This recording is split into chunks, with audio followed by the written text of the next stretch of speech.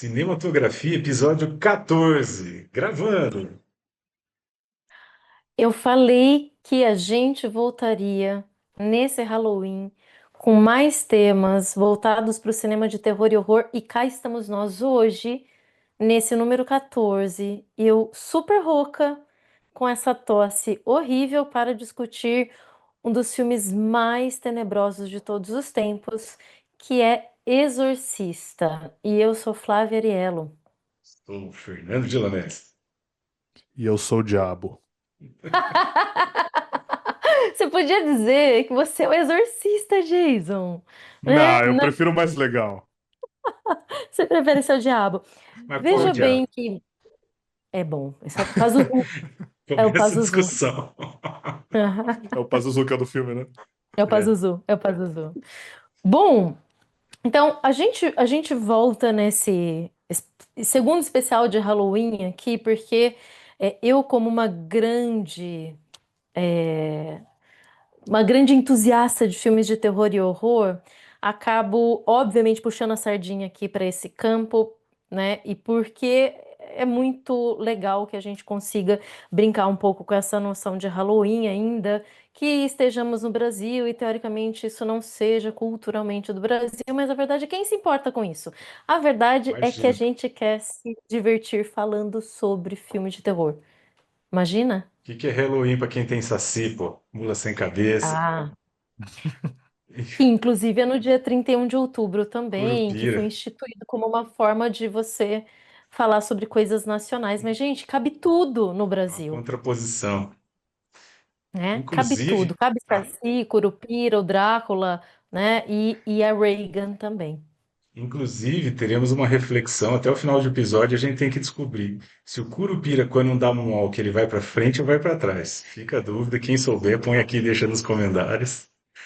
Fala aí, Jason, o que você acha? Curupira quando dá moonwalk, vai pra Eu frente ou vai acho pra que ele vai trás? pra frente. Eu fantasiei muito o Curupira quando eu era criança, porque eu tinha um pavor enorme dele. O Curupira é o meu monstro favorito do folclore brasileiro. Pena que ninguém liga pro folclore, né? Principalmente o cinema É. brasileiro está preocupado com a ditadura militar e não com o nosso É, folclore. Então, exato. infelizmente, a gente não tem muita, ou nenhuma, na verdade, representação que eu saiba desses nossos personagens que são igualmente maravilhosos.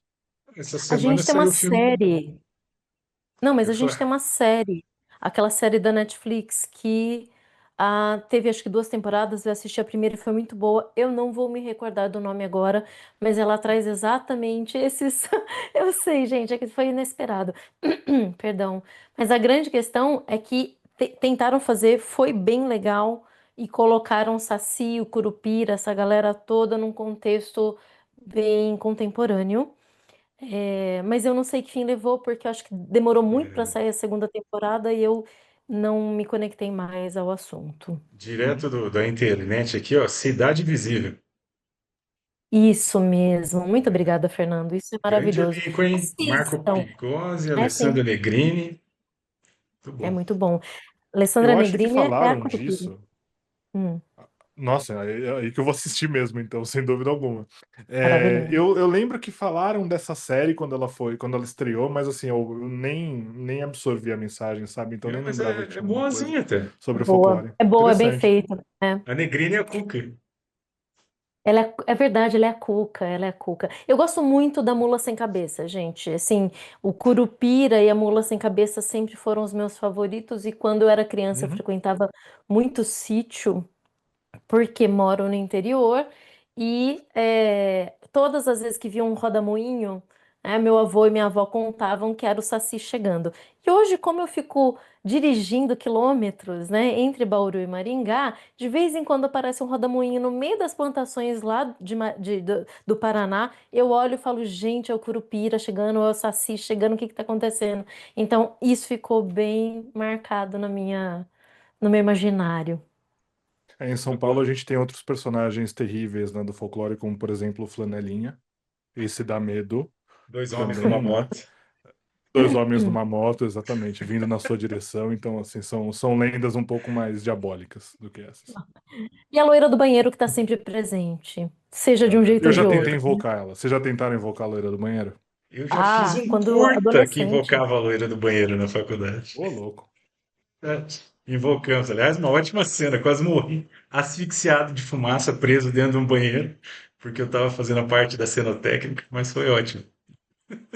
Mas Provavelmente nenhum dos monstros como o diabo que a gente vai o tratar diabo. aqui hoje. O diabo é maravilhoso. Nossa Senhora, O não diabo é tirem a minha frase do maravilhoso. contexto. Não tirem a minha frase do contexto. Meninos, por onde que a gente deveria começar com essa obra que é seminal? É uma obra icônica.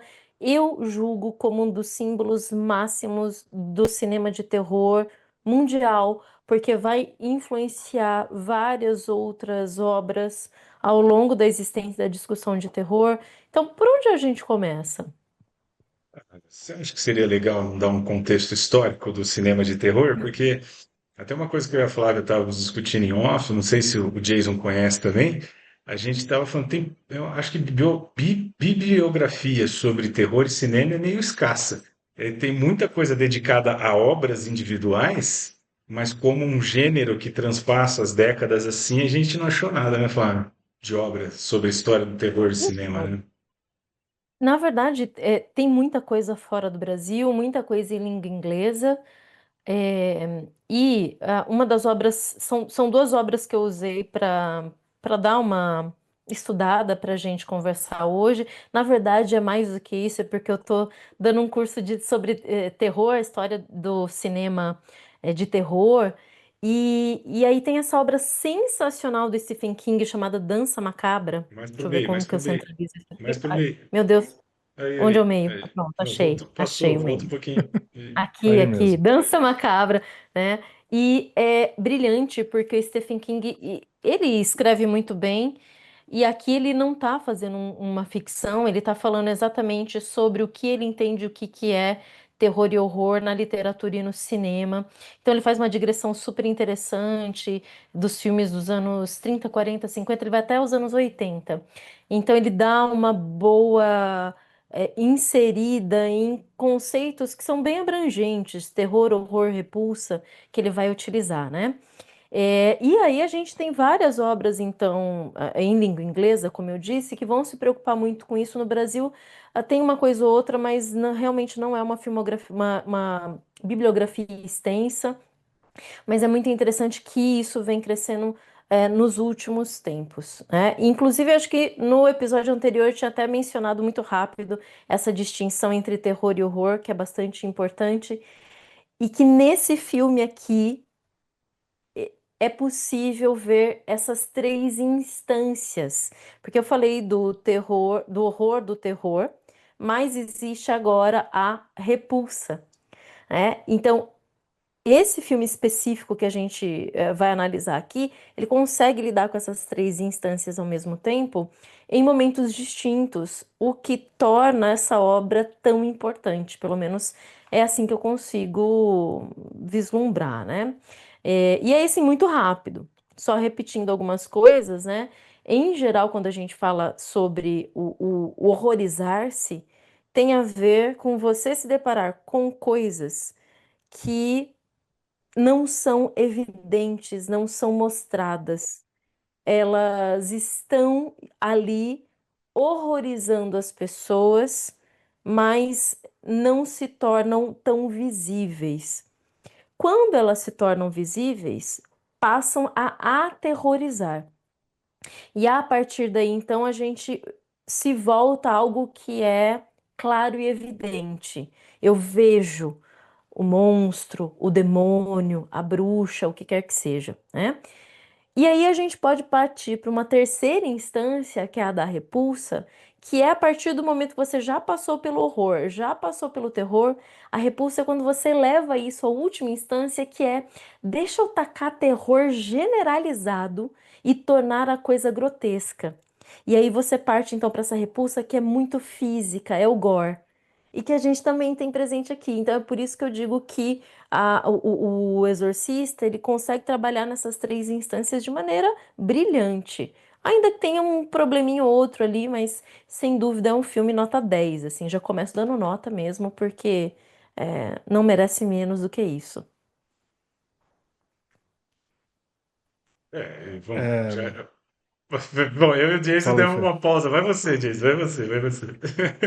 Não, eu acho muito interessante, né? Porque esse filme foi um grande marcador cultural, né? O Exorcista, ele é um filme que surge a partir de um livro, né, naturalmente.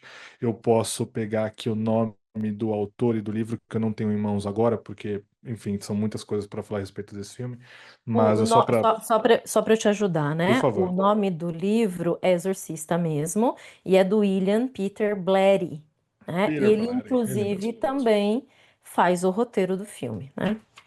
É um roteiro adaptado, né? Inclusive, enfim, a produção desse filme ela foi um pouco ah, caótica, não por conta da direção, muito, enfim, por diversos acontecimentos que ocorreram ali, que vão desde da seleção dos atores, principalmente, até a gravação do filme em si, né? Tem muita coisa que aconteceu acerca da produção desse filme, mas eu acho que um fato encantador inicial é que era mais um filme para ser do Kubrick, e não foi, né?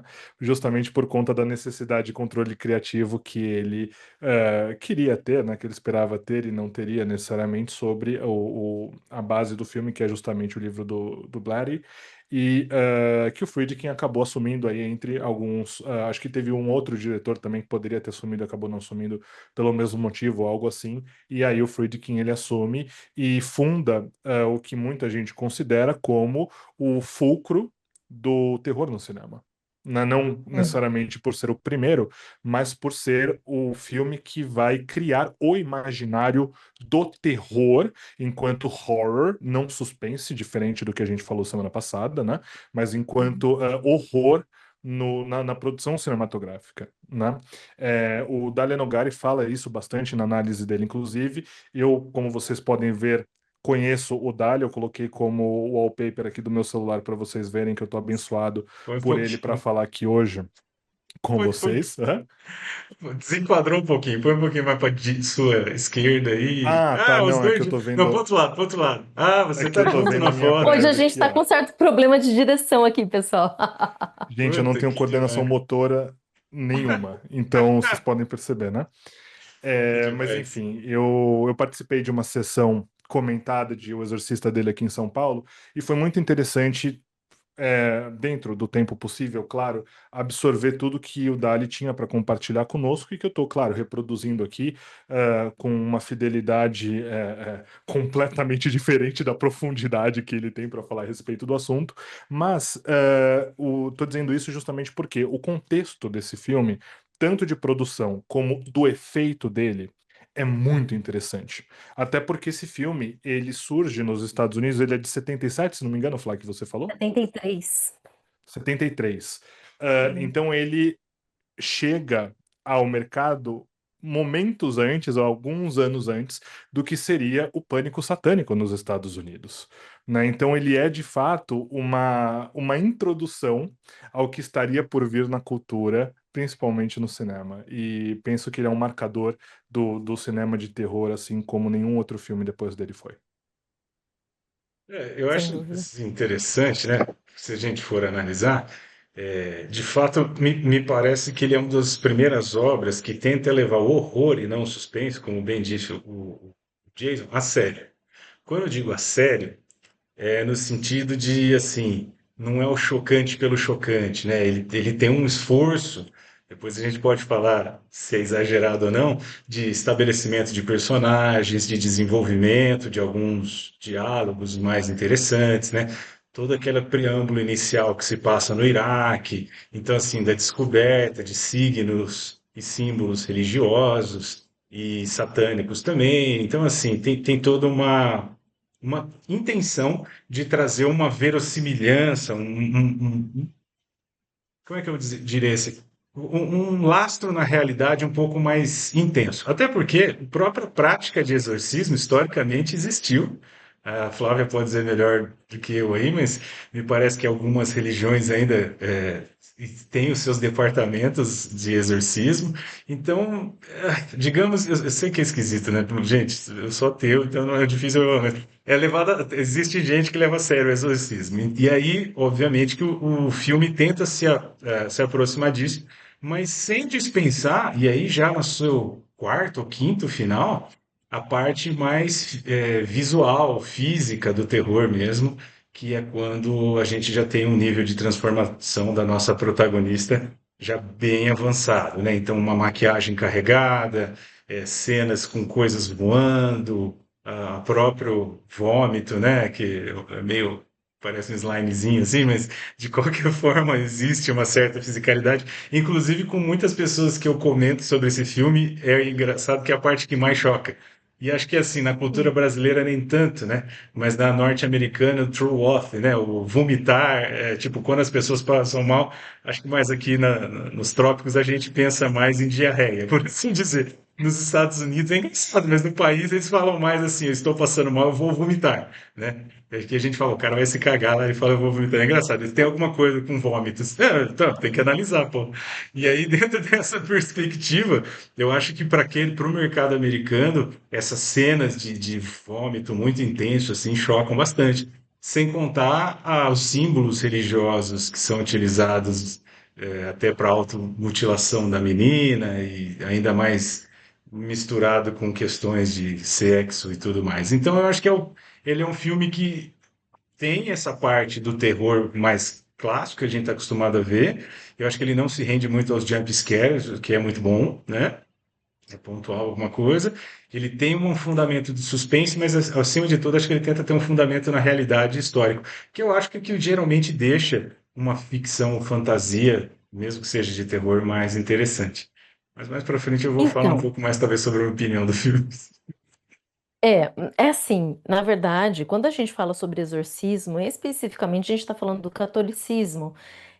Não tenho conhecimento de exorcismo sendo praticado fora do cristianismo e principalmente é, fora do catolicismo tem, obviamente, né, em determinadas linhas do protestantismo, especificamente algumas igrejas evangélicas, né? Mas assim, ficou muito evidente e foi muito explorado pelo cinema, pela arte em geral, o exorcismo católico. E aqui a gente está nesse campo, principalmente porque o Blair é católico, ele escreve esse livro, e isso é muito interessante. Ele escreve o livro como uma forma de defesa de Deus, do tipo, olha, é possível que o bem vença o mal em determinado ponto. É claro que é muito difícil da gente levar esse argumento como o primeiro e principal e mais evidente num filme que é tão impactante visualmente, falando sobre o demônio, né? Ainda Uhum. que o demônio seja vencido no final, o demônio toma parte do filme o tempo inteiro. Deus está quase ausente do filme. Isso é muito interessante. A gente tem três padres presentes, né? O padre que abre as cenas filmadas no Iraque, inclusive. Então a história abre no Iraque, é filmada no Iraque. Isso encareceu muito, inclusive, os custos do filme. Que é o padre mais velho, né? O Merrin. Depois a gente tem o Karras, que é o padre cético. É o padre que tá perdendo a fé, né? É o Uhum. padre Padre Nietzscheano, psicólogo. né, Jason? É o padre. Uhum. Não, ele é mais que psicólogo, é psiquiatra. Então, ele é o Pior Psicólogo. padre, ainda, é o padre cientista, né? É o padre médico, Sim. enfim. que É medica, tudo, exato. é tudo que está para fora da religião. É claro que hoje em dia, veja, pessoal, essa contraposição de ciência e religião hoje, em 2025, ela é quase infantil, não há exatamente uma contraposição. Claro, existem pontos nevrálgicos que determinadas religiões vão acabar se distanciando um tanto da ciência, mas a gente não tem mais aqueles absurdos que já se ouviram, sei lá, durante determinados períodos históricos de contraposição de ciência e religião, né? Então, o que acontece? Ali a gente tem esse Peronomútil, né, padre que Flavinha? está. Não, A sim, gente ainda sim. tem uma linha de criacionistas, uma galera aí que Não, mas faz veja, isso barulho e não. Não, não, não. Isso não se contrapõe à ciência de forma alguma. É isso que eu estou dizendo. Existe veja toda bem. uma linha que consegue levar a sério a questão criacionista sem não defender vacina, por exemplo, sem Ah, não não. se contrapor a certas questões. É isso que eu estou dizendo. Entende? Então, assim, já passou e ficou muito para trás essa fase de que religiosos são burros, de que Não, religiosos mas são não, Ah, com anti-ciência, certeza. né? Pelo amor Com de Deus, certeza. né, gente? Isso não faz o menor sentido. E esse padre especificamente do filme, o Merry não, o Karras, ele é a representação desse ceticismo que diz, inclusive quando a mãe vai procurá-lo para fazer o exorcismo, ele vira para ela e fala: Minha senhora, o exorcismo ficou lá no século XVI, né? Ele mesmo vai desencorajar a mãe a buscar esse tipo de coisa, porque ele mesmo, em princípio, não acreditaria. Tudo bem que ele está numa crise de fé, e isso tem que ser levado a sério ali. De qualquer maneira, esse padre, isso é interessante. Eu já estou pulando várias questões, mas vamos lá. Esse padre que está perdendo a fé, que tem problemas pessoais com a morte da mãe, que está em luto, que está sofrendo, e que o demônio vai usar disso, inclusive para chegar no ponto nevrálgico, ele salva a sua fé no final. Só que ele morre.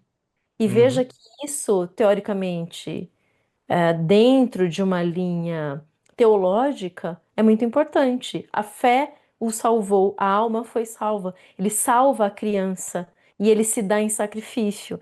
Então é muito uhum. interessante a forma de construção de alguém que está perdendo a fé e que vai ser colocado ali para salvar, literalmente se doando em sacrifício, né? Mas, na verdade, só para eu concluir essa parte.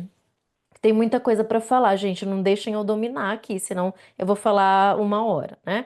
Mas a grande questão aqui em torno disso, principalmente, é que o livro foi escrito com esse intuito. E é muito interessante porque, lendo esse outro livro aqui, gente, isso é sensacional. Peraí, deixa eu Você até enquadrar. Luiz. Cadê? Aí. Pronto. Essa é uma versão da Dark Side maravilhosa que eu adquiri em 2023, o livro inclusive é de 2023, que é uma versão de um livro chamado O Exorcista, Segredos e Devoção, e é do Mark Kermode, que fez entrevista com o autor, com o diretor, com os atores em geral, né?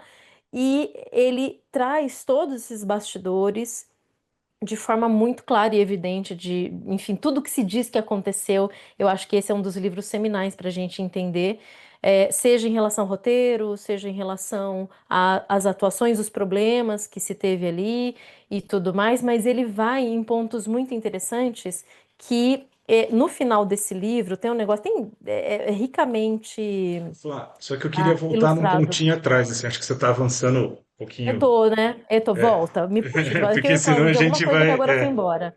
Fala. Não, desculpa interromper, é que eu queria falar um pouquinho assim. Eu acho que se a gente for parar para pensar nessa questão da relação entre ciência e a religião, o filme usa muito bem isso, porque eu acho que existe mais tempo da menina exposta a especialistas da ciência e da medicina tentando encontrar o problema do que o tempo de exorcismo, se a gente for parar para É pensar de isso, tempo de tela, é isso. né? Tentando e falhando, E né? Porque falhando, esse filme ele mostra exatamente. que a ciência não é capaz de Exato, não compreender daria tanto assim. conta de tudo. E eu acho que nesse sentido, ele teve, o autor e tudo mais, teve duas sacadas. Primeiro, uma visão respeitosa, né? Ele mostra o ápice da ciência da época, o filme de 73, né?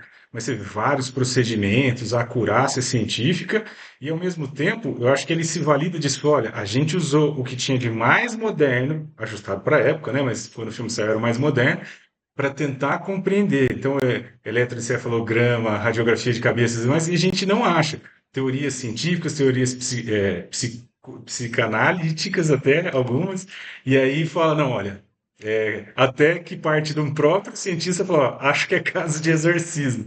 E ele fala num tom até meio cético, fala, a sugestão do exorcismo às vezes até acaba ajudando a pessoa a sair dessa paranoia, desse problema, né? Então, assim, ele não orienta isso no sentido de que ele acredita de que isso vai resolver, de que acontece de fato, mas a sugestão disso.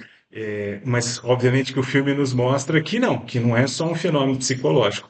O filme acredita mesmo nos fenômenos sobrenaturais. E eu acho que isso é um acerto muito grande, porque muitos dos filmes de terror, acho que é o que eu estava até falando no começo, eu acho que eles ficam muito galhofa, muito, né, meio esquisitinho, engraçado, porque eles se baseiam em muito pouca coisa, né? O foco é o terror, é o gore, às vezes um jump scare. Eu acho que esse filme é muito bom por causa disso.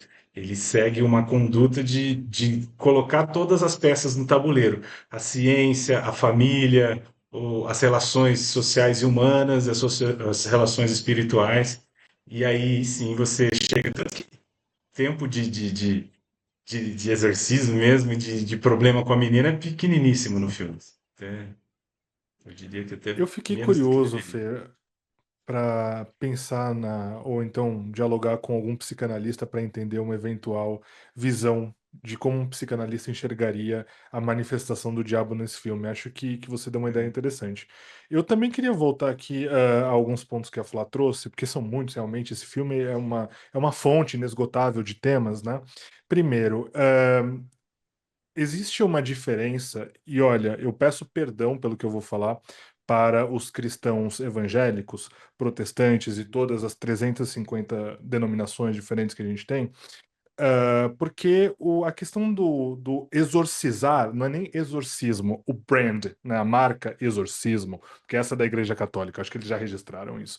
Mas a questão do exorcizar demônios entre cristãos protestantes foi extremamente banalizada e vulgarizada. Não por culpa do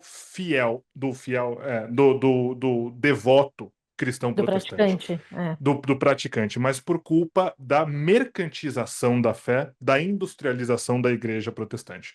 Eles são os culpados disso, né? Até por questão da mídia, por influência da mídia, que tem tudo a ver com pânico satânico e sensacionalismo norte-americano, tá? E, ao mesmo tempo que eu penso que foi vulgarizado de um lado, na denominação católica, eu penso que esse filme, ele primeiro se vale muito da beleza da liturgia católica. Ó o diabo concordando comigo. Não, eu tô fazendo assim sem querer Tá várias saindo vezes, e umas aí mini o bolinhas aqui. sistema tá dando vários joinhas aqui, que o nosso espectador não vê, mas enfim. Então, esse filme, ele aproveita a beleza da liturgia católica e ele traz para o cinema a representação dessa liturgia, né? Por mais que não seja um filme que vá fazer propaganda da Igreja Católica, muito pelo contrário. Né? Muito pelo contrário, porque coloca a fé católica aqui à prova a todo momento do filme, né? Então, essa beleza da liturgia católica é o que mais me encanta nesse filme. E aí entra justamente depois, logo em seguida, porque tem a ver uma coisa com a outra, o que a Flá falou, que é o cético religioso, né, que a gente vai ver no Bergman também, né, principalmente em todos os filmes em que ele retrata ali morte, como temos estudado. Inclusive, eu vi O Exorcista por recomendação de pesquisa da Flávia, nunca tinha assistido antes, e depois vi com o Dali no mesmo 6 meses depois, né? Mas é isso que me encanta nesse filme. Ele ilustra uma liturgia que até então era super literária da Igreja Católica, até porque, como não é um assunto banalizado no catolicismo, pelo contrário, o exorcismo é extremamente velado e ele é raro de se acontecer, né? Então o filme ele traz uma beleza cinematográfica para esse assunto e é uma beleza extremamente sombria. Então eu acho isso extremamente encantador, até por conta do que o Fê falou anteriormente, que é justamente a importância desse filme não se preocupar com jump scares, né? Então, ele é um filme sombrio. Ele é assustador porque ele é sombrio. Então, nos momentos, não só de silêncio do filme, apesar da trilha sonora que ali foi escolhida muito que aleatoriamente, né? É curioso como aconteceu esse processo de seleção da trilha de Tubular Bells. Acho que é Tubular. Não sei se É é isso mesmo. Tubular ou Tubular. Mas Tubular enfim, Bells. É. Tubular Bells, né? Que foi uma música praticamente escolhida ali de última hora, porque uma série de outras trilhas haviam sido negadas, né? E ninguém estava nem aí para o sucesso dessa música durante a produção do filme, e aí se tornou o que se tornou, né? Mas esse filme ele tem uma sofisticação conceitual muito grande. Então, o fato de ser um filme que não precisa de jump scares, mas que tem momentos como, por exemplo, a aparição do diabo em flashes quase que subconscientes, não são subconscientes, porque a gente vê, se a gente vê, são conscientes, portanto, né? Mas assim, flashes muito rápidos do diabo, fui eu, É por fui isso. eu. Eu invoquei o demônio e desliguei o Wi-Fi, sem querer. Eu desliguei o Wi-Fi do meu computador, mas voltei. Onde eu parei? Ah, você estava falando que tinha alguma coisa que era impressionante e aí aconteceu que o Pazuzu Então, apareceu atrás de você. aí eu É, invoquei, então, eu invoquei o diabo e aí a minha internet caiu. Mas então, o que eu queria dizer era justamente isso aqui, né? Você tem uma ou duas, se não me engano, são duas vezes, são dois flashes, e aí eu três. tô usando da nossa três, tô usando Depende da da versão que você nossa. assistiu. Daqui a pouco a gente fala sobre isso. Não, combinado, mas eu tô usando aqui a nossa tecnologia de última geração, super sofisticada aqui para mostrar para vocês a projeção do diabo, que é uma coisa que é muito passando no filme, você mal consegue processar aquilo que está acontecendo, né? Porque é muito rápido mesmo. E Aí sim. pois é. E aí, você tem essa projeção do diabo que mal consegue compreender durante o filme. Isso, ao meu ver, eu não sei a intenção do Friedkin, né, ao projetar essa imagem. Não sei se ele queria necessariamente dar ali propor um jumpscare, mas acredito que não, porque não é para você ver o diabo ao longo do filme, assim como sempre não é para você ver Deus ao longo dos filmes religiosos, né? Então, essa sofisticação conceitual traduzida para o filme, né, a partir da arte cinematográfica, eu penso que assim é de uma destreza, de uma sofisticação. São palavras que a gente usa aqui muito, que a gente sempre fala de filmes bons, né? Mas que marcam justamente a importância desse filme para o cinema, naturalmente, mas também a importância do retrato da liturgia católica que ele propõe. Não, inclusive tem uma questão interessante em torno dessa imagem específica, né, que seria o demônio. E aí a gente. São duas questões. São três questões aqui agora, na verdade. Primeiro, tudo depende, quantas vezes isso aparece? Tudo depende da versão que você assistiu. Existem duas versões do Exorcista. A versão original de 1973, que tem menos, perdão, tem menos de 2 horas de duração. É a versão final do diretor do Frederick e do Friedkin, né? E o que acontece é que com o passar do tempo existe uma rixa entre ele e o Blair que várias cenas que seriam importantes o diretor deixou de lado, achou melhor não colocar. E eles levaram isso adiante e tal, até que em 2003, se eu não me engano, eu 33 preciso só. verificar se é essa Se não me engano, data, sim. sai essa versão estendida que não tem nome de Director's Cut, porque o Director's Cut foi a primeira versão, né? E aí sai a versão que o Blair gostaria, com as cenas que foram gravadas e excluídas, chamadas de cenas perdidas, que são três sequências, na verdade. A cena da Reagan descendo a escada em forma de aranha, muito famosa, né, cuspindo sangue pela boca. Essa cena, então, não tinha no original. A sequência estendida dos tratamentos médicos, que eu julgo ser muito importante. E o final, que infelizmente o final muda nessa última versão e não ficou um final legal, né? E aí vem as inserções desse demônio que você mostrou, Jason, três vezes, o que na primeira não aparecia tanto, aparecia uma, duas no máximo ali. Uhum. Então tudo depende dessa versão que você viu. Agora é interessante porque esse demônio, teoricamente, seria aquele primeiro demônio, aquela estátua que aparece lá no Iraque, que é esse aqui que é o O Pazuzu, né? centro Pera foi. lá. Peraí, deixa eu cortar Meu para Deus, você. onde é o centro? Assistente. Aí, Aí, pronto. Né? pronto. Pazuzu. E eu vou ler super rápido aqui quem é o Pazuzu, porque o livro traz muito Mostra de novo brevemente. aí, por favor, Flavinha. Pazuzu, né? Muito bem. Então, Pazuzu, rei dos demônios, dos ventos, uma entidade mitológica da Assíria, do primeiro milênio antes de Cristo, que é ao mesmo tempo vilão ficcional mais e menos conhecido do horror, né?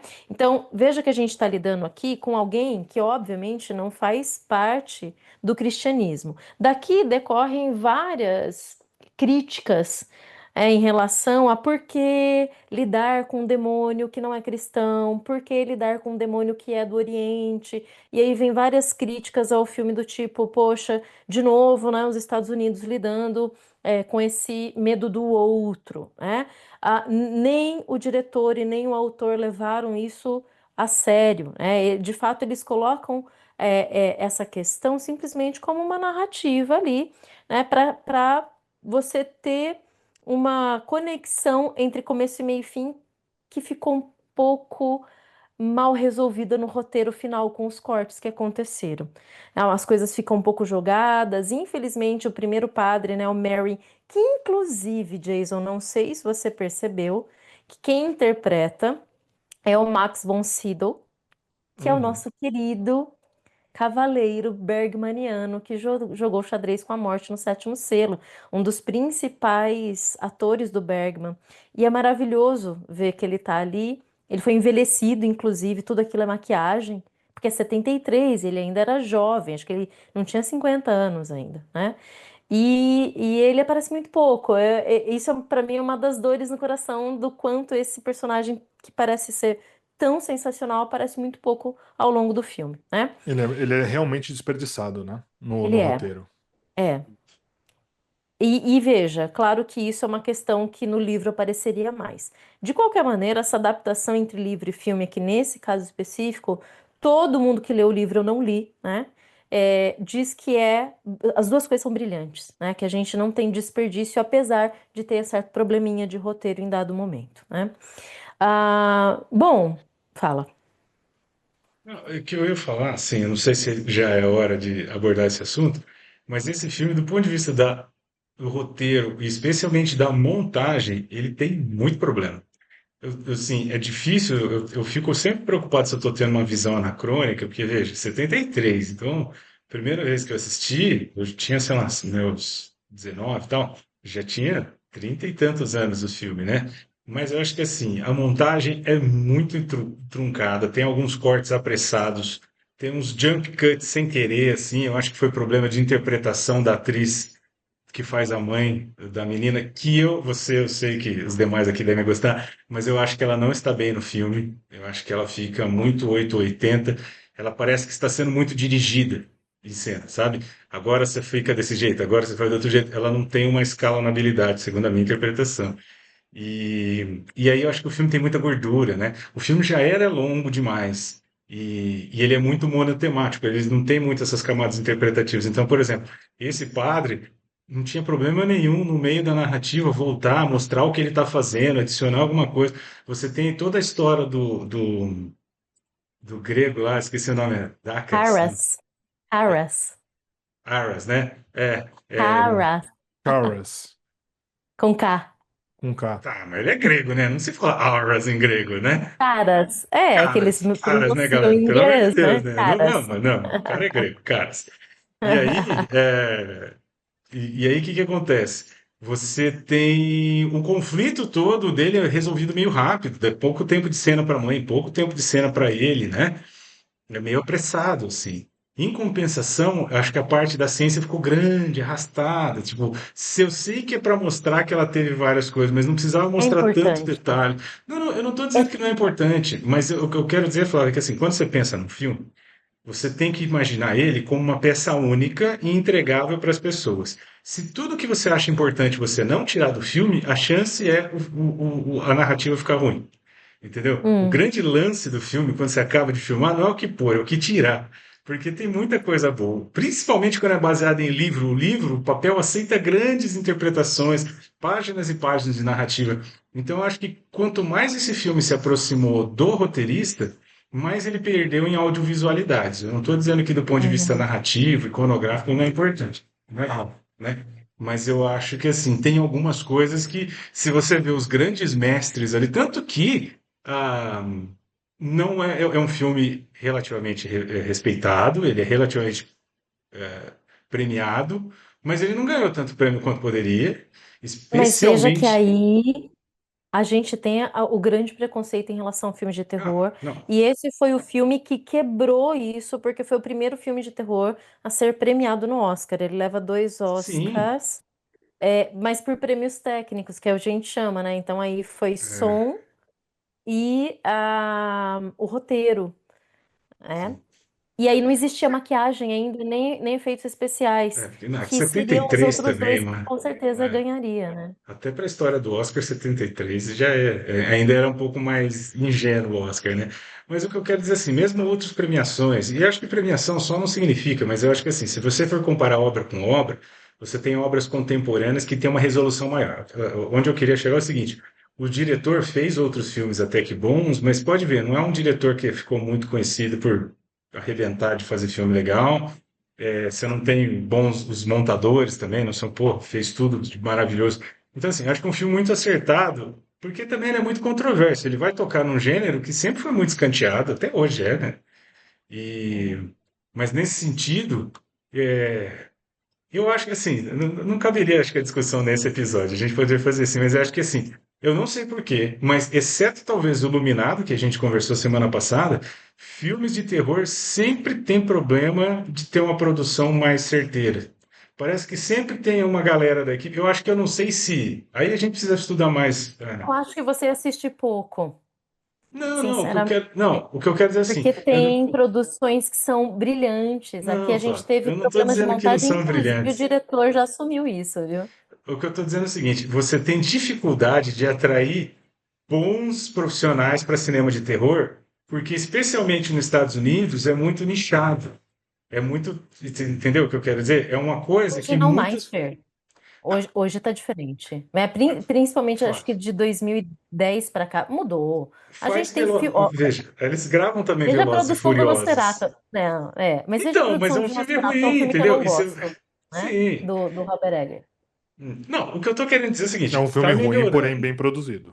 Sim. Exato. Então, eu só estou falando assim, está melhorando, mas ainda assim, historicamente, é difícil de você atrair bons profissionais. Entendeu? Você, tanto que quando você atrai, aí o filme voa. Você pega Silêncio dos Inocentes, é maravilhoso. Uhum. Não sei, é considerado É, terror, Silêncio dos Inocentes? É, é, né? É, é então. sim. E é um filme Uhum. maravilhoso, mas daí você tem roteiro, você tem ator, você tem, Boa né, pauta. entendeu? Bom filme pra Veja, gente falar.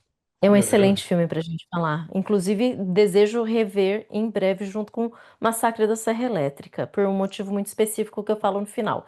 Mas, veja, a gente vai discutir bastante em relação a isso, porque eu discordo em absoluto de você, porque de fato a gente tem um ressurgimento, um renascimento do terror nos últimos 10 anos que é impressionante.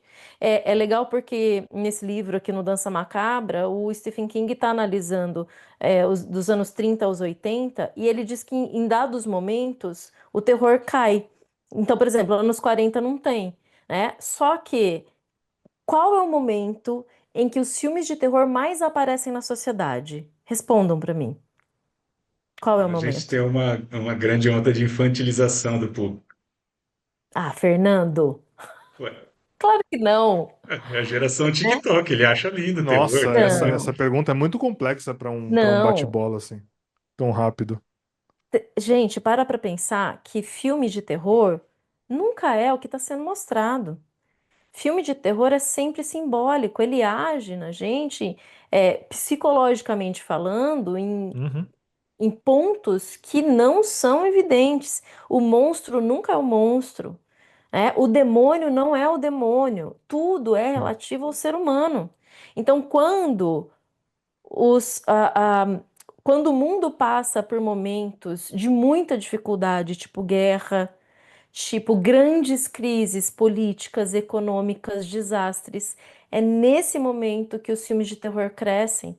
E aqui a gente está falando de um filme de 73, no meio da Guerra do Vietnã, e que vai acontecer no meio da Guerra Fria.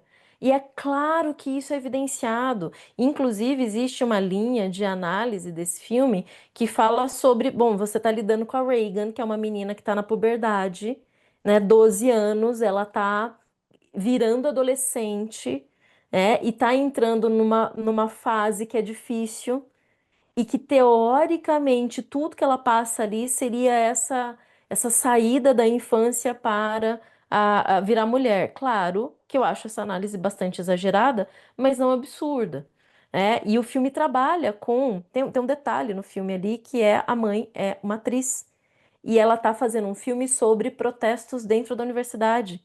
E Uhum. isso passa muito rápido, né? É que, claro, gente, como eu tô lendo sobre o assunto, fica tudo mais É a evidente. primeira cena do filme, né? É, Quer é a dizer, primeira sequência do depois da filme. introdução. Isso, O exato, personagem né? que é o diretor do filme é muito jogado, né? Exato, mas ele morre logo também, né? Inclusive. Mas então entendam que quando a gente fala sobre um filme desse, ou qualquer outro filme de terror, não estamos falando sobre o demônio em si, ainda que isso leve as pessoas a assistir o filme. Tipo, vamos ver uma cena de exorcismo. Ah, um detalhe muito importante que a gente não falou. O filme é baseado em fatos reais. É, eu ia Quando. trazer essa ideia. Pode falar então, Jason, eu tô falando Não, muito. não, fica à vontade, imagina, você entende melhor do que eu. Imagina, imagina. Muito resumido, né? Mas o Blair, ele entra em contato com uma história de 1949 de, teoricamente, um exorcismo de um menino ah, de Maryland, se eu não me engano, nos Estados Unidos.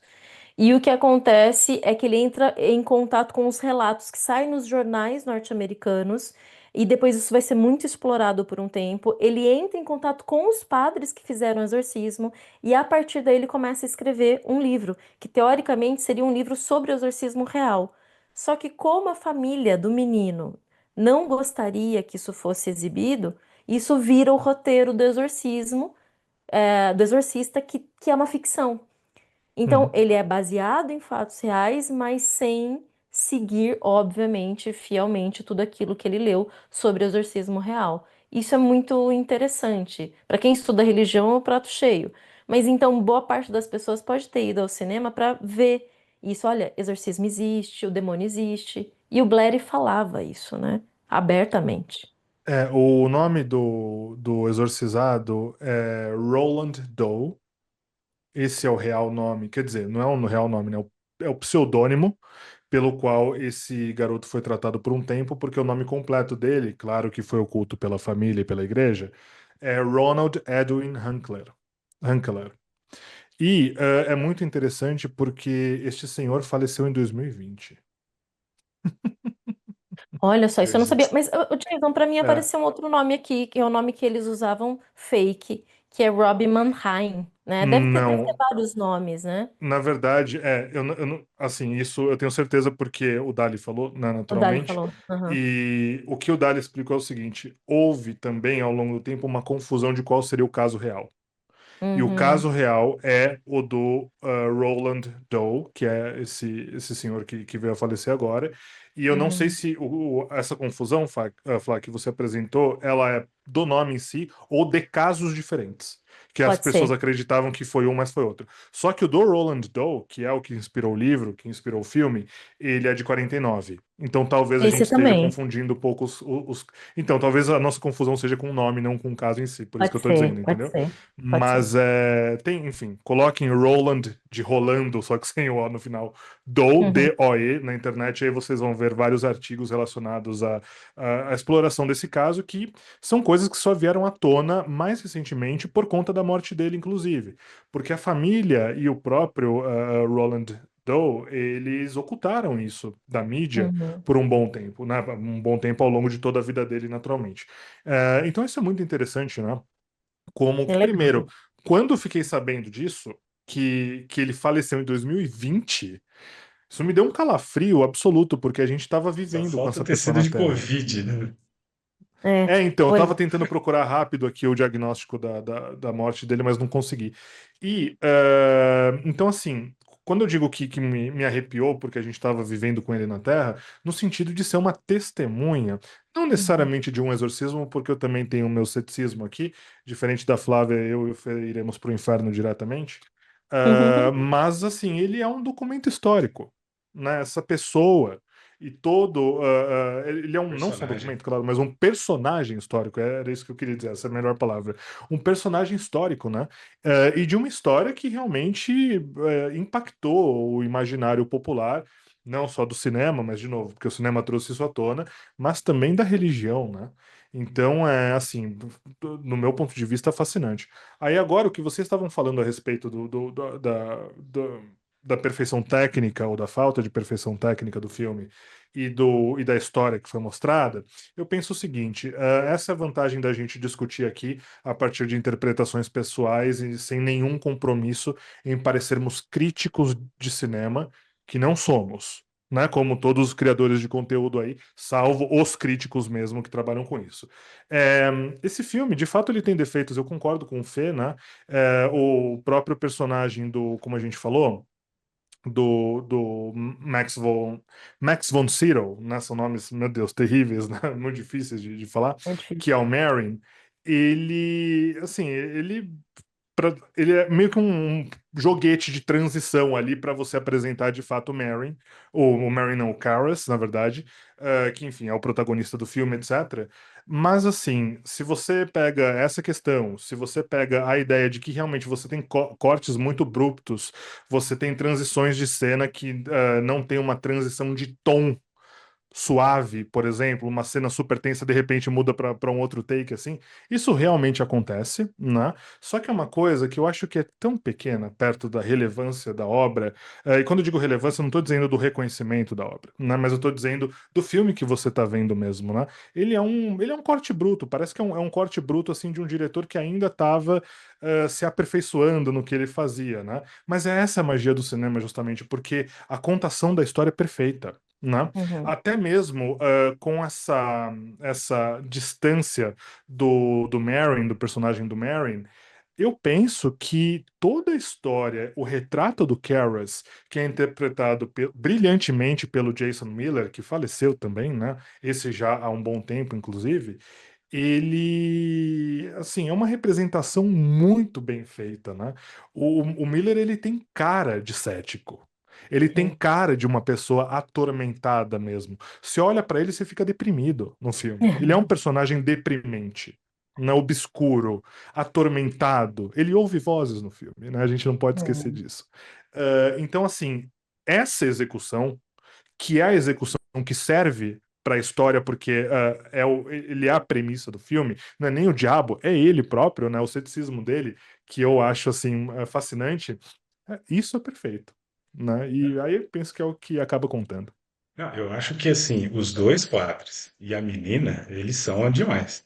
Agora, a mãe e o inspetor de polícia lá, Não, inspetor olha. de polícia nem dá para entrar aqui na discussão. Gente, Não, o inspetor de quando que a polícia é muito polícia foi canastrão, velho. retratada com seriedade no cinema? Sinceramente, Nossa, acho que só no olha. Tropa de Elite mesmo, porque nenhum policial é bem representado no cinema, no sentido de que são todos inúteis, idiotas, ficam comendo donuts o tempo todo, né? Essa coisa toda. A polícia é sempre zoada no É, não, cinema, ele propositalmente surge, ou não. ele surge como uma pinta de investigador, então ele achou lá na cena do crime um bonequinho ali, talvez me parece de argila, e ele chega lá na casa da menina e vê o bonequinho também, daí ele interpela a mãe, qual que é a chance dela ter? Mas ele vaza e acabou, tá ligado? Ele não investigou grande coisa, ele nem vai Então, mas confrontar a menina, tá ligado? Tipo, seria e legal. aí que a diferença dos finais, infelizmente, é exatamente essa, que ele aparece no fim dessa versão estendida, conversando com o padre amigo do Karras, enquanto no original ele simplesmente desapareceu. Porque é um personagem bem desenvolvido no livro, mas ele realmente foi completamente deixado de lado no filme. Ele nem deveria existir no filme, né? E uma coisa que eu falo também é um pouco sobre os mordomos. Você imagina que tem uma casa estralando do demônio e a galera tá lá servindo cafezinho, ninguém pede a conta, ninguém fala nada. Eu falei para Flávio, eu falei, olha, muitas vezes alguns diálogos da mãe poderiam ter interpolado com essas pessoas que estavam junto para tentar explorar o sofrimento da mãe enquanto isso. Mas a mãe assim, ou ela tá dando bronca em alguém que quer que a filha fique boa, ou ela tá com uma cara meio tentando se segurar o choro assim. Então, bom, já não é segredo para ninguém. Eu peço perdão às pessoas que estão nos assistindo, mas assim, eu não gosto muito de filme de terror. Eu, de fato, sou assim como grande parte da indústria do audiovisual não leva muito a sério o gênero. Eu também acho que ele está tendo uma grande ascensão por um pouco pela queda de qualidade do público, de que tem medo, assim, quem gosta de terror é adolescente, porque está naquela fase de acreditar em tudo, tudo faz sentido. E aí eu acho que, Absurdo! Eu ah, vou te cancelar. não, veja. Tô dando a minha opinião, com todo o respeito de vocês, mas eu sou obrigado a falar, entendeu? Então, assim, eu acho que o filme, talvez o segredo do sucesso aí, da minha visão, tá? é porque ele de fato mostrou o demônio dentro de uma perspectiva física e visual para uma sociedade católica cristã conservadora como a americana. E isso fez galera arrepiar o cabelo, mas sei lá, você vai pegar alguns Zé dos Caixões aqui no Brasil produzindo umas coisas de cinema B que é até tão mais pesado que isso, entendeu? Com É que não teve. certeza, com É, certeza. Na Da- verdade, do- o que hum, fez o sucesso do filme foi justamente o marketing sensacionalista em cima dos efeitos do filme, né? Então uhum, foi aqui que os estúdios, né, começando pela Warner, claro, que é o estúdio que produziu o filme, ah, não tinha, na verdade, uma boa expectativa, isso é muito interessante, né? Não uhum, tinha uma boa expectativa de bilheteria para esse filme, até porque era um filme de terror e que se propunha a criticar justamente o conservadorismo da época, como o Fê falou. E eles, desde o início, sei lá, não sei se eram em sessões testes, enfim, o que que era, mas eles plantaram na mídia justamente essa questão de que as pessoas saem vomitando do cinema, não, porque as pessoas estão atordoadas. E isso criou, esse sensacionalismo mercadológico criou justamente a aura do filme, né? E que é uhum. uma coisa que a gente continua vendo até hoje. É muito interessante isso. eu acho que isso Funciona lembra, super bem. eu acho que isso lembra muito, infelizmente, o que aconteceu com o filme O Corvo. Vocês lembram disso? Que é um filme Uhum. Uhum. de mediano para É baixo, um filme que eu entendeu? adoro, inclusive. É, não, Porque só deixa tem um, de... né? Só, Não, só. tem um monte. Não, mas veja, vai, é um filme que não vou falar mal disso. Eu já falei mal muito de um filme só. Mas é um filme ok, mas que ele ganha uma dimensão que, porra, o cara morreu, sabe, durante a gravação. Então, tem um É, pouco disso aí, né? o marketing em torno desse filme específico, assim como vários de terror, foi: nossa, aconteceu muitas coisas no set que são inexplicáveis, então teve muita gente que morreu. Gente, o filme demorou um tempão, um monte de gente morre, que é a mesma coisa que a gente falou do Iluminado, né? Rock E horror, né? aí teve um incêndio e não sei o quê. Então, assim, teve muita coisa, mas sempre vai acontecer muita coisa onde E- você junta um monte de gente, Eles, né? tive- é, Agora. eles Teve um tiveram o fato mesmo problema de frio, né, do Rock Horror. Que eles Sim, porque colocaram resolveram gravar o dentro do quarto frigorífico. dentro de uma câmera É. frigorífica para sair o ar condensado da boca, né? E isso foi muito importante. Então as pessoas pegaram pneumonia, enfim, é isso aí, né? Agora, uma das cenas que as pessoas diziam que doíam muito, assim, que não conseguiam olhar, são duas cenas muito evidentes. E a primeira é muito chocante, porque eu também, quando eu assisti o filme, não lembro se foi a primeira ou a segunda vez, enfim, eu já perdi as contas de quantas vezes eu vi. A sequência do hospital, ela é muito longa e, como eu dizia, ela é importantíssima, porque vai contrapor essa questão de, olha, a ciência tentou tudo e não conseguiu, e a ciência virou essa menina do avesso da pior maneira possível. E a Uhum. cena da angio... E agora o Tomografia. nome? Angiotomografia? Não, angioplastia, angiograma, Que eles angiografia. tiram aqui, né? Angiografia. Aquela cena, o próprio diretor disse que não conseguia assistir. Então, é interessante porque ele usa uma câmera praticamente documental em muitos momentos, que é exatamente para ser muito cru, muito naturalista, para fugir dessa esfera de, olha, estamos em outro plano. Não, a gente não está em outro plano, a gente está no plano da realidade. Uhum. Então, inclusive, foram chamados médicos para fazer toda essa sequência, né? E eles sabiam exatamente o que eles estavam fazendo, porque é exatamente o tipo de exame, né? Então, com toda a acurácia necessária para fazer um exame desse que foi medonho. Só quem passou por exames medonhos olha para aquele. Eu, quando criança, passei por umas coisas muito ruins, assim, de hospital, e eu me vi ali criança, eu tinha 11 anos, a Reagan tinha 12. Então, quando eu vi essa sequência, eu falei, meu Deus, isso é tenebroso. Muito mais do que as cenas do próprio exorcismo, da própria possessão. E claro, temos a cena do crucifixo, que é medonha. E aí vem a explicação do Blair. Por que escrever algo tão horrível e por que o diretor deixou isso no filme? E a resposta é Qual muito é a boa. cena do crucifixo, desculpa? A masturbação. Ah, sim, sim. Eu pensei que É. fosse essa, mas não sabia se tinha outra. Muito, Não ela é lembrava. muito rápida e muito forte. Todas as cenas fortes são muito rápidas, né? Mas qual que é a explicação? Ele dizia o seguinte: o que precisa acontecer? para que uma mãe se desespere a ponto de tentar criar uma intervenção religiosa em relação à filha, que até então poderia estar sofrendo de uma psicose ou qualquer coisa do gênero, mas aquela cena, a mãe tem certeza absoluta que a filha dela está passando por um processo não natural. E é isso. Então ele diz: o que que levaria a mãe ao desespero para chamar o exorcista? Uma mãe ateia a chamar um exorcista. Isso é muito É. interessante. Faz Atriz todo sentido. ainda. Hippie, Atriz. né? Ela é um resquício Exato, do hippie nos anos 70. exato, exato. Então, Hippie de assim, elite. tudo ali tem um porquê muito interessante. Agora, a cena do vômito é clássica e eu acho que ela ficou no imaginário de toda uma geração. Não tem como você pensar em exorcista sem pensar em sopa de ervilha. Você ia falar, Fê, do que a Flá estava falando do crucifixo? Não, o que eu ia falar, o negócio do crucifixo, é que eu não sei se é considerado uma cena de masturbação, mas eu achei que era de mutilação. Eu sei que ela mutila justamente a genitália da menina, mas eu não tinha entendido como masturbação, eu tinha assistido Era como, uma, Certamente são as duas coisas. é, é, é, São as é duas para coisas. causar, é é que para talvez para causar mim prazer muita, não envolve muita dor, então repulsa.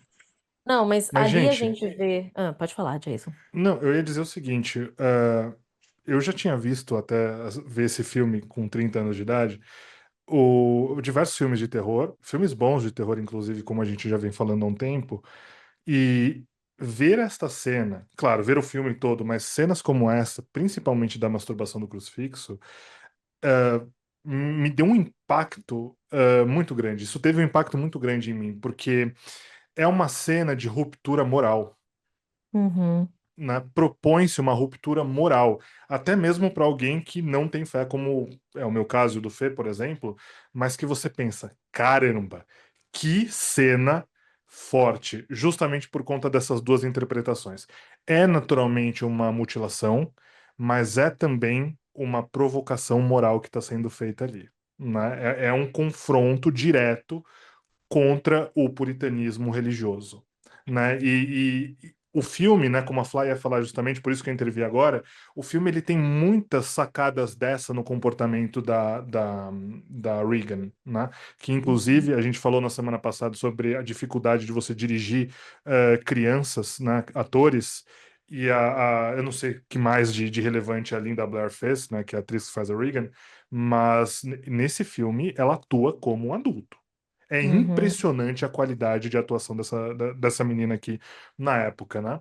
E o filme, então, ele tem diversas cenas que trazem justamente rupturas morais com associações, principalmente ao sexo, né? Então tem uma cena que talvez venha antes disso, não sei se vem antes ou depois, mas não importa, onde ela fala pro Karras, mete o seu pau em mim.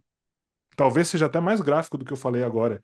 Então, é uma criança uhum, possuída pelo diabo falando isso para um padre cético. Então, olha quantas nuances você não tem de desafios morais acerca disso, né? E claro que aqui, óbvio que os diálogos, principalmente dela, são vulgares, né? Ela está representando o diabo, só que ah, a inteligência do roteiro pressupõe justamente isso, que é um contraponto, por exemplo, com a morte de Bergman, né? O Bergman vai escrever ali com toda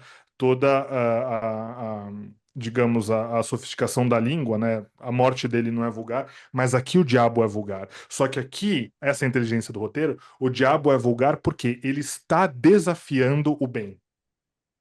Então, essas cenas elas são extremistas do ponto de vista da vulgaridade, porque é o que o diabo quer fazer de fato. Não para chocar a gente, mas para chocar os personagens ali. E eu acho isso de uma inteligência assim que falta no terror de hoje em dia. Então, hoje a uhum. gente vê muitos filmes de terror, tem filmes bons, tem muitos filmes ruins, só que essa erudição, ela falta. E eu não vou nem falar, claro, das sequências desse filme, que pra mim não existem, né? Mas Uhum. falta muito isso no filme de terror hoje em dia.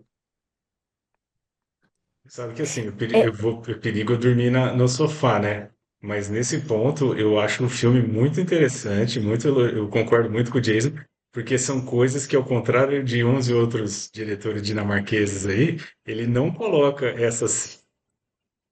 Ah, essas, eu não vou comentar. Eu essas também não. essa cena, eles não colocam essas cenas de justaposição entre o sagrado e o profano só para chocar. Ali tem toda uma contextualização que não fica forçado, né? Eu acho que você vê tipo a evolução da possessão e da transformação, assim, do controle do demônio sobre a menina, que você vê que ela sempre está ali dentro, né? Até aquela cena do Help Me na barriga, eu acho que é muito bem interessante, né? Que você vê que ela está dentro ali e tal. Mas eu acho que há uma construção narrativa que leva a gente a acreditar que aquilo seria possível dentro do contexto. Não é um negócio só para chocar. Meu Deus, ele falou para fuder com Jesus, ou falou para um padre comer uma menina.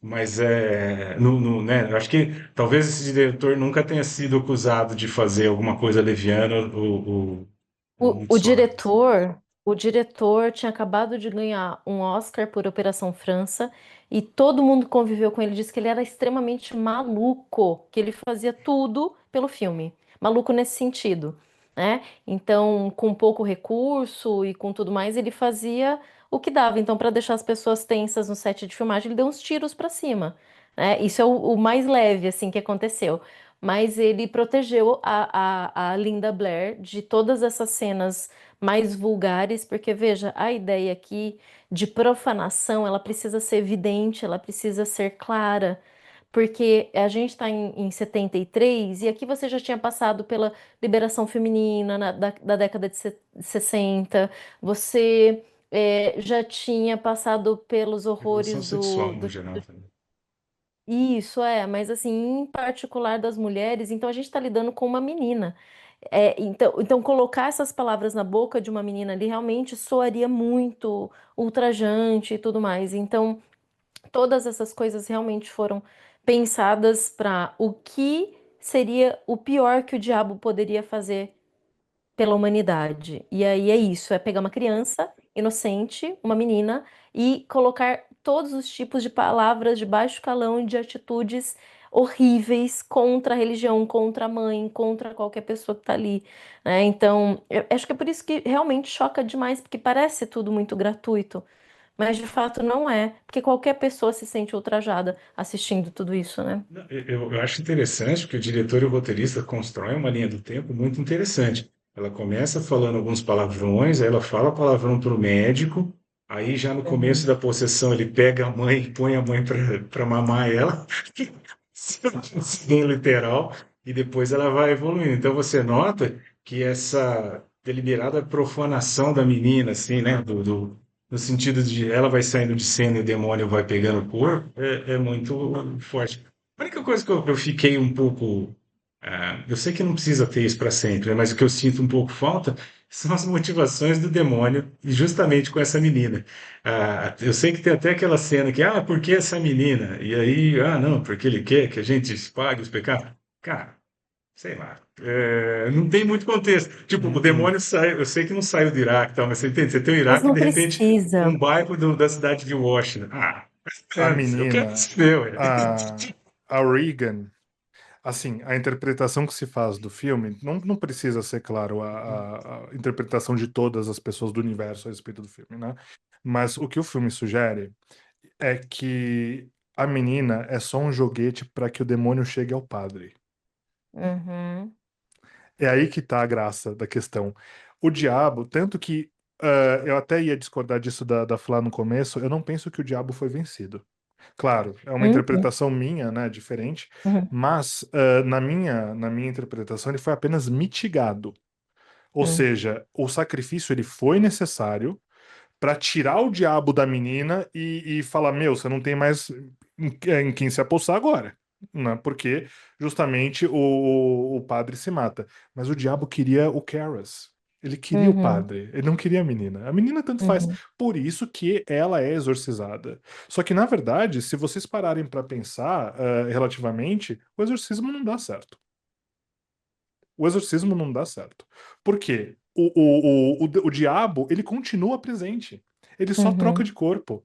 Ele só uhum, vai em quem ele quer. Então, o diabo, ele destrói a saúde mental do padre e de todo mundo que está ao redor dele, do Karras, se apodera dele até esse corpo humano, não só cético, né, mas o corpo humano perecível do Karras não aguentar mais. E é isso que acontece no final. Por isso que você tem ali os paralelos da escadaria, né, o tempo todo e tal, que são interessantíssimos. Mas eu penso uhum, isso, porque até mesmo o espírito maligno, ele também é incansável, né? Então ele continua ali atormentando todo mundo. E o contraponto disso é justamente não só o sacrifício do Carol, mas como que a menina ela vai quase apodrecendo em tela. Porque é uhum. justamente o efeito do mal ali se apoderando dela o tempo todo, essa coisa toda. Então, isso é mais uma ideia da inteligência não só do roteiro do filme, claro, mas da história original, né? E como que a gente interpreta esse raciocínio. O final do filme, pra mim, ele é um marcador de que, de fato, o diabo quer o Karras, ele quer o padre, que ainda E o mais Merry, eleva a né? inteligência. Ele Os leva os dois, dois, o né? Merry Ele Tem também, leva os né? razão, O dois, Merry né? morre. tem Uhum. razão. Essa interpretação me agrada mais. Eu olhar por esse. Assim, eu não tinha visto por esse ponto de vista, até porque acho que o filme não dá muita pista, mas se for interpretar por aí, eu acho mais interessante. Mas ainda assim, Mas eu acho que ao mesmo tempo, veja bem, tirando aquele diálogo desnecessário que acontece nessa versão mais nova entre os padres, em que ele responde isso, é, eu acho que está bem no ponto de o que há de mais puro no mundo do que uma criança. Então, se o menina, né? demônio consegue atingir uma criança e fazer isso com uma criança, a gente já está no inferno. Já é o mundo do demônio, ele já reina entre nós. Então, isso também é um ponto muito importante. E assim, gente, o demônio, assim como Deus, não precisa de justificativa nenhuma para fazer o que faz. Eles fazem o que eles querem, não precisa de nada. Ah, então a sequência lá do Iraque seria desnecessária? Imageticamente, simbolicamente, não. Mas se você descartar essa ideia, né, do Pazuzu e etc., talvez funcionaria ainda. Agora, aquela imagem que o Jason mostrou, e aí eu acho que eu vou encerrar falando essas duas questões imagéticas, é, a, a cara do demônio toda branca é um teste de maquiagem que foi feito, essa mesma, Jason. É um teste de maquiagem que foi feito com a dublê da Linda Blair. E eles fizeram esse teste e preferiram não descartar. Então isso foi colocado, isso foi colocado assim meio de última hora pelo diretor e acabou ficando interessante. E a segunda imagética que é determinante, é sensacional. Tentei colocar aqui atrás de mim igual você, Jason, mas não ficou bom. Depois vocês que estão vendo e ouvindo, procurem um quadro do René Magritte, né? Um pintor surrealista maravilhoso, talvez para mim, um dos melhores, chamado Império da Luz, da década de 50, que mostra exatamente a cena icônica que vai se transformar praticamente todos os pôsteres desse filme, que é o Merrin chegando na casa, envolto em luz e sombra, com o seu chapéu, né, parando, descendo do táxi, e a gente vê somente uma luz sobre ele, todo o resto escuro. E isso é muito interessante porque isso é muito contraditório. Se o padre representaria a luz, o bom, o fim do mal, essa cena acho que ela diz tudo o quanto isso realmente não vai dar certo ali. Porque ela é Uhum. tenebrosa. Essa cena ela é tenebrosa, né? É uma luz e sombra ali que mostra que você está chegando num lugar sombrio, mas que você também tem muito de sombra. E enfim, é isso que vai acontecer lá dentro, né? Então acho que É um são duas fulcro de imagens muito luz fortes. envolvido pelas trevas, né? Exato, Inclusive, exato. essa pintura está exposta no Guggenheim. Ah, pronto. Belíssima pintura, belíssima pintura. Belíssima. Eu gosto de tudo do Magritte. Ok, Você ia falar, Fê? E nada eu tenho um específico. caos para contar para conte. vocês sobre essa sessão do Dali, que é uma coisa assim irrelevante, mas eu achei muito interessante. Depois que a gente viu e teve as perguntas e respostas finais, né? Uma menina dessas super de movimentos sociais e que entende tudo sobre o mundo com 20 E lá anos, vem. ela virou para ele e perguntou o seguinte: Dali, o que você acha que esse filme pode falar sobre a Igreja Católica agora para a gente em 2025, sabendo que a Igreja Católica está respirando por aparelhos hoje em dia? Eu guardei essa frase porque ela foi muito significativa para mim. Ela fez essa pergunta para ele. E o que mais me interessa não foi nem a resposta dele, que eu nem lembro qual era. Eu acho que ele falou muito do efeito do filme na época, aquela coisa que a gente estava conversando do que o Fê falou sobre conservadorismo, etc. Foi alguma coisa assim. Mas eu achei a pergunta dela muito emblemática, porque essa sessão ela aconteceu 2 semanas antes do conclave. Hum. Então ela acontece 2 semanas antes do conclave, 2 semanas depois ocorre o conclave e o Papa Leão XIV é eleito. Só que o que mais surpreendia no processo do conclave, principalmente no dia que viria a ser a eleição do Papa, é que as imagens que a gente via da mídia, porque esse evento foi muito mediatizado, foi o conclave mais mediatizado de todos, graças à popularidade do filme, inclusive, e o filme não seria popular, não teria sido popular se essa garota estivesse correta, mas o que que as imagens mostravam justamente? Que muitas das pessoas que principalmente estavam na frente, na grade, nas grades ali do Vaticano, acho que no Vaticano que fizeram as imagens, eram jovens. Será que a Igreja Católica está mesmo respirando por aparelhos? Eu Hum. tenho minhas dúvidas. Não. Se tem uma Eu, coisa que está eu, respirando eu, por eu posso aparelhos é a cravar. ciência, o resto está Eu posso tranquilo. cravar. Pois é. E eu posso cravar que não por conta principalmente do censo, né? Que o censo tivemos aquela reviravolta, Brasil vai se tornar, né, um país evangélico em Evangélico. expansão até 2030 e tal, e voltaram atrás para dizer, olha, ainda não, né? Então, assim, a Igreja Católica está aí firme e forte, né? Eu acho que houve uma Bom, falsa impressão de que a era da informação, a internet, ia democratizar a informação e ia criar uma legião de ateus. Ao contrário. não, Informação, exatamente. informação sem transformar em conhecimento dá na mesma. Só, na verdade, só distribui mais desigualdade, mais ideias e piora um pouquinho. Então, eu não acho que. Isso aí virou uma comunidade de ateus que usam Twitter e, enfim, tem problemas com os pais e por isso É, não. Eu acho que a zoam a pergunta da religião. menina diz muito sobre o quão desinformado é o jovem, entendeu? Se você é uma pessoa de esquerda e, teoricamente, sei lá, não de esquerda necessariamente, né? Mas que você é uma pessoa contra a igreja e desconhece o potencial que a igreja tem hoje em dia, você está lutando errado, meu querido. Porque a igreja está cada vez mais forte, viu? Não que eu seja Esses contra jovens lutar contra a cheios de igreja, pelo amor de Deus. convicção. Isso diz mais sobre bolhas de internet do que sobre dados do mundo real. Meninos, o que pra gente terminar, o que que vocês vão assistir essa semana? Ah, não Olha só sei. eu Oi? vou, eu vou, então eu começo, eu puxo a fila. Assistirei duas coisas. Na verdade, desde a semana passada que eu comecei a assistir o Monstros Ed Gein, e eu estou fascinada, vou terminar em breve a minissérie, muito feliz com o que eu estou vendo ali em relação à técnica, à qualidade de imagem, a interpretações, com exceção da figura do Hitchcock ali que está medonha, né? Fizeram algo horrível com o Hitchcock ali, mas a história realmente é obviamente interessante e ela diz muito ainda sobre nós, né, que gostamos tanto de ficar assistindo essas coisas de true crime e etc, né? Uhum. Mas fora isso, eu vou assistir O Profissional, um clássico do Jean Reno, com o Jean Reno. Muito legal. Bom filme. Eu, Bom eu filme. lembrei. Eu, Não, vai você, Jay, depois eu falo. eu vou assistir Halloween, uma nova sessão com o Daleno Nogara, inclusive. Já vi esse filme uma Ah, vez. é demais. E aí depois eu trago as impressões do que aprendi com ele aqui para um cinematografia sobre esse filme. E pretendo ver Blade Runner, só que não o corte final, o corte definitivo, que foi o primeiro que eu vi. Eu quero ver algum outro que eu não tenha assistido ainda. Legal, muito bom. Muito bom. Destoando talvez um pouco aqui, mas é uma coisa que eu lembrei porque a gente estava falando do folclore brasileiro, né? Eu quero ver o filme sobre o nosso quase conterrâneo, Maurício de Souza.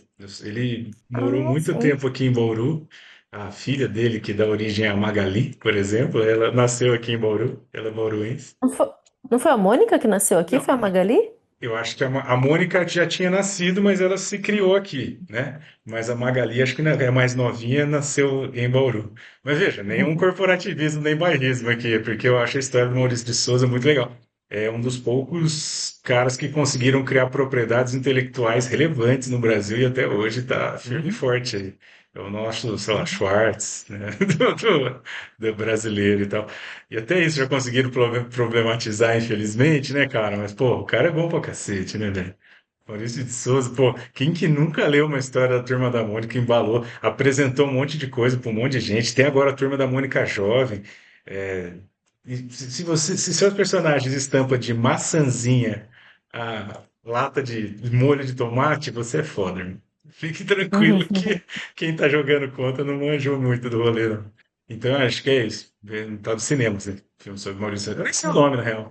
Pra mim é um filme do Maurício Souza. É, acho que é isso, é Maurício de Souza, Acho alguma que coisa. E quem é, interpreta ele, se eu não me engano, é o filho dele, né? É É o um dos filho filhos dele. dele. Uhum. É, chama legal Que Maurício de demais. parece o Souza, o Yuji, mas filme. não é. Parece Yudi mesmo. Parece É Maurício de Souza, o filme. É, o brasileiro não filme. aguenta não pôr um subtítulo. Tem que ter um subtítulo para as pessoas entenderem E é um que é o filme. filme do Maurício de É, Souza. deve ser. Mas é isso aí. Muito bom. Fechou então. Gente, Até a próxima. muito Fique com obrigado. Só Deus. aproveitar para todos, olha, pessoas continuem curtindo os episódios, compartilhando, sigam o canal. Já estamos caindo naquela mesma coisa da internet. Muita gente assiste e não curte, ou não segue o canal, e isso ajuda a gente a se tornar mais relevante. Levar cinematografia a mais cinéfilos de coração. É nóis. Até. Tchau.